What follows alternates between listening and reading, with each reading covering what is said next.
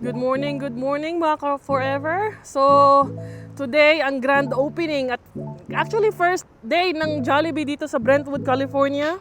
Dati dumadayo pa kami sa Concord para lang makakain ng Jollibee. Tignan nyo naman ang pila mula dito. Paikot dun. Dun pa sa kabilang ang Jollibee, sa kabilang lane ng parking lot. See? Napakahaba ng pila ng drive-thru. Hola, senyora. Kamusta? This is Jollibee. Yes. Ayun na nga si Manong, nag-iintay ng... Yan si Manong, nag-aayos ng queue ng pila. Hi, pwede po kayo ma-interview? Okay. Thank you. Ayan, na si Jollibee na. Nakakakilig pag nakikita mo yung statue ni Jollibee. Yung statue. Ano pong paborito niyong memory ng Jollibee? Talagang tumatak sa isip niyo. Yeah. Nung birthday ng anak ko Si diba? Ilang taon po siya nun? I think that was 5 years old. Wow, masaya mo. Now it's like 20, 30. Talaga po. And, hi kuya, ano pong... Huwag mo ya. 1,000 lang followers ko. Pag hinanap niyo ako sa Facebook, Matabang Nars. Nars. Ano ang favorite memory mo sa Jollibee? My childhood, You really? eating with my grandma. Yeah. Nag-birthday ka ba sa Jollibee? Yeah, we celebrate at Jollibee. Nice. My birthday. Pero not special, pero okay na sa akin yun. Memorable na yan. Thank you so much. Nakapila na kami sa drive-thru. Talagang basta pagkain. Magtsatsagang pumila.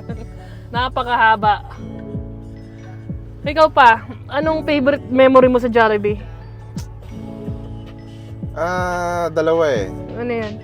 First, yung nasa college tayo Ano yung ginawa natin sa college? nasa EAC days tayo. Bakit? Ano meron doon? So, yun na lang. Minsan, doon tayo kumakain ng natin, lunch, ng early dinner or late lunch. Okay, tapos? Tsaka, wala. Memorable kasi, di ba, hallway nun, tagusan eh.